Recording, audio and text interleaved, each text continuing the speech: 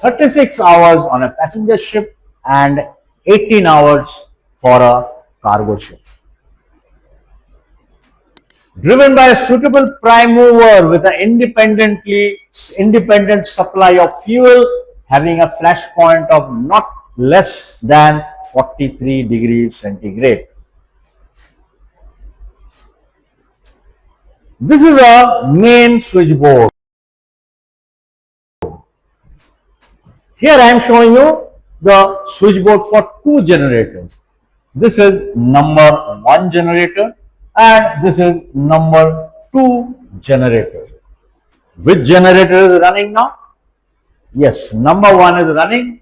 How we do? Voltage is there, power is there, ammeter shows a current, and of course the ACP or green lamp is there.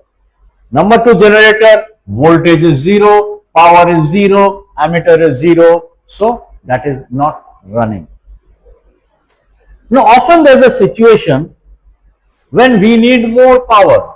Say we are discharging, we are going to discharge, the cranes will be operating, one generator may not be able to cope up with that load. So we have to run another generator with this generator and run them in parallel.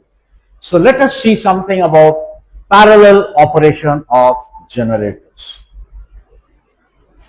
So often the ship's power requirement in such situations, it becomes necessary to operate more than one alternator or generator to supply the required amount of power.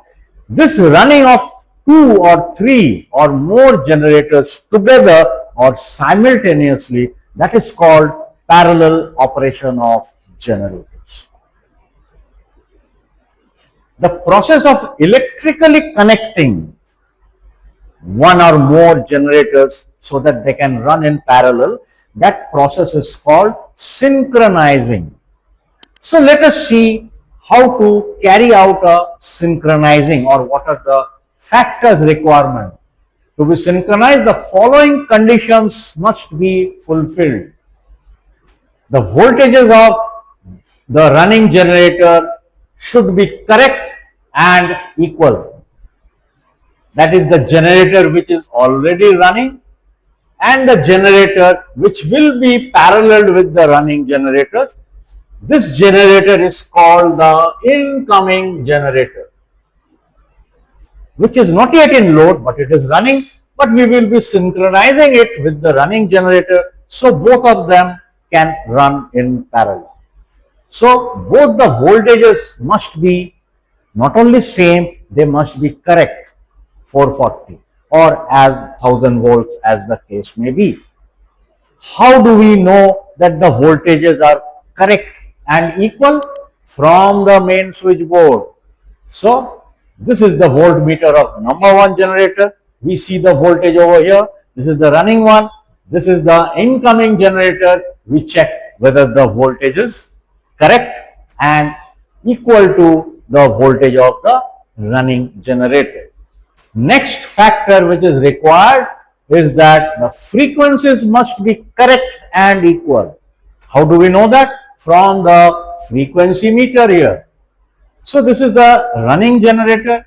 We check the frequency from the frequency meter and then check the frequency meter of the incoming generator. Both should be correct and equal. And lastly, which we have is that our phases should match. How do we know that the phases are matching? From this equipment out here called the synchroscope. There is a pointer over here. When the pointer is around 12 o'clock, that indicates that both the generators' phases are matching, and that is the time when we push the ACB on, and the generators will now run in parallel. So let us see a magnified view of the synchroscope. This is the magnified view of the synchroscope. This pointer keeps rotating, and as soon as it comes over here, that is the time we have to close the breaker for the incoming generator, and then they will run in parallel. The voltage is controlled by a equipment called the automatic voltage regulator, or AVR. The frequency and phase are controlled by controlling the speed of the incoming generator. The generator which is being put on parallel, as I said, is called the incoming generator. To facilitate paralleling of generators, the following devices are used: synchroscope, which I just showed you, and then we have got lamps dark bright method. We can use any one of the method. Both are available on any ship. The running as well as the incoming generators are connected to the synchroscope, 2 voltmeters and 2 frequency meters. When the voltages are same, frequency matches and the phases match, that is the synchroscope is near the stationary at the 11 o'clock position, the incoming generator breaker is closed and the generators will now run in parallel. Now let us see something about circuit breakers and fuses. On board we have circuit breakers and fuses. So let us see a little bit about it. A circuit breaker is a protective electrical switch working on the electromechanical principle that turns itself off whenever there is an overcurrent drawn or more current or more power is drawn, and then it can be switched on when the fault has been rectified. A fuse, on the other hand, works on the thermal and electrical principle. That is, the fuse wire will melt when more current is drawn and the wire has to be changed. The fuse destroys itself. Let us see a comparison. A fuse is a device working on the electrical and thermal properties. Once used, a fuse has to be replaced. Fuses offer protection only against power overloads, not voltage fluctuation. Fuses are less expensive and fuses have to be handled by trained personnel. Whereas they tend to react very quickly to overloading. Very quickly they tend to react. That is, very quickly they will cut off the current. Hence, they are still used for sensitive electronic devices. Though we have more advanced systems like a circuit breaker, fuses are still used in electronic circuits because of their fast response time. Circuit breakers are a little slow to reaction. Working on the electromechanical principle, a circuit breaker can be reused. It has just to be reset. That's all. The circuit breaker offers protection against power overloads as well as voltage fluctuations. So in addition, a circuit breaker gives you voltage protection also. Circuit breakers are expensive, yes, because they give you voltage protection in addition, and additional, you don't need a trained personnel to put it back to use. The circuit breaker is safer to use. Let us see the different types of circuit breakers. ACB, normally used to connect the generators to the main switchboard. That's called the air circuit breaker. It is used to provide overcurrent and short circuit protection as well as over voltage, lower voltage, have a low frequency. They will have different types of protection in this. They are usually used in low voltage applications below 450 air circuit breakers. For high voltage applications more than 1000 volts, normally what is used is SF6 or vacuum circuit breakers. This is a picture of an air circuit breaker. It's quite a big device. In the photograph it may look small, but it's a big device. The green button is to close the breaker so that the generator can supply power. The red button is to open the breaker so that the generator stops supplying power to the main switchboard.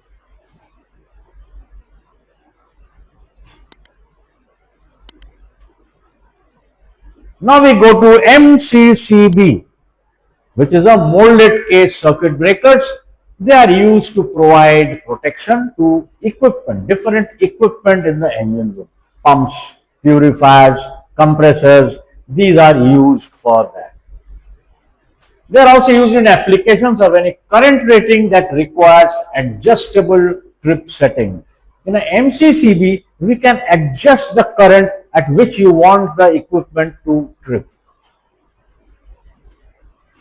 MCCBs tend to be larger than MCBs. What's a MCB? We will see next.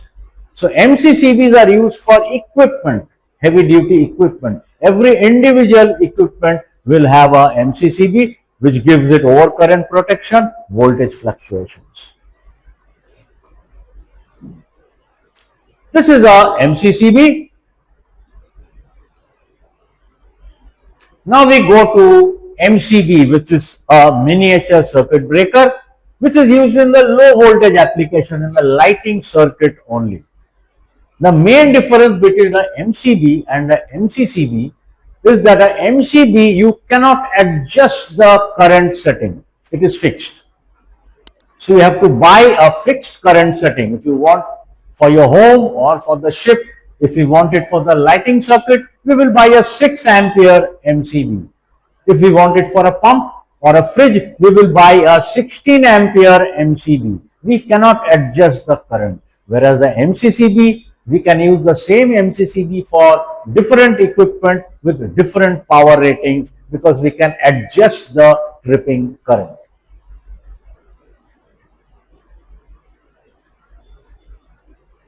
This is a MCB, miniature circuit breaker.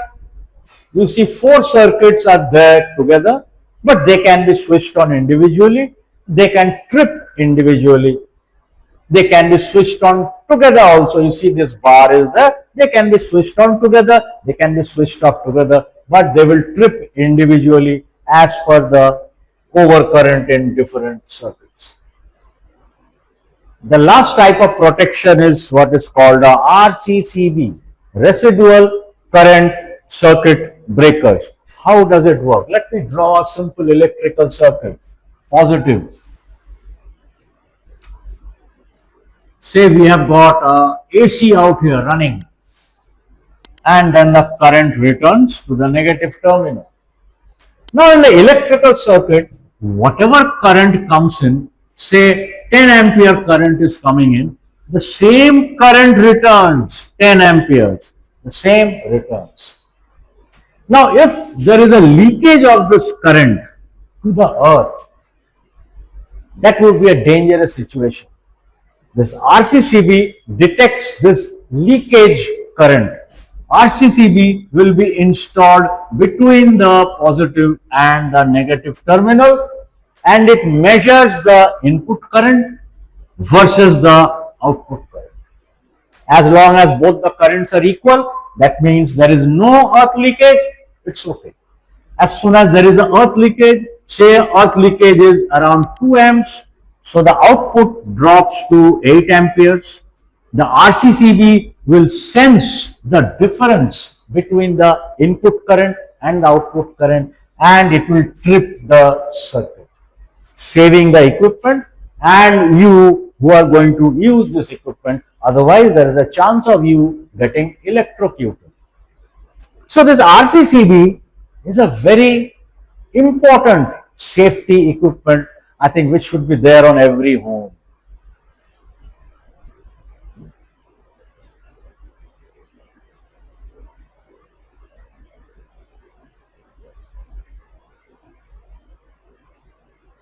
So this is one which gives protection against leakage current.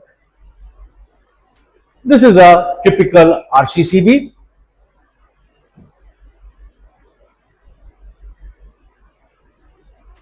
Now let's come to navigation light circuit. As you know, on board every navigation light comes in pairs. So here I have taken the starboard side navigation light, which is a green light, and there are 2 fittings for the starboard side navigation light. This is one and this is one. Right now this is on. As you can see by the breakers out here, the breakers are on, they are closed. So current comes through here. This is the indication lamp on your navigation light panel, which will give an indication that the starboard side navigation lamp is burning, and it passes through the lamp and goes back to the return negative line. Now this circuit is supposed to give you an alarm if the bulb gets fused. So if the bulb gets fused, current will not flow. This is a relay. This is the alarm relay. Current stops flowing through this and this gets activated. This switches itself on. The relay switches on. When the relay switches on, the current will flow from here through the alarm circuit, through the activated relay, back to the negative line, and you get an alarm. When you get the alarm, you switch off this and switch on this breaker, the other lamp comes to use and you are good to sail.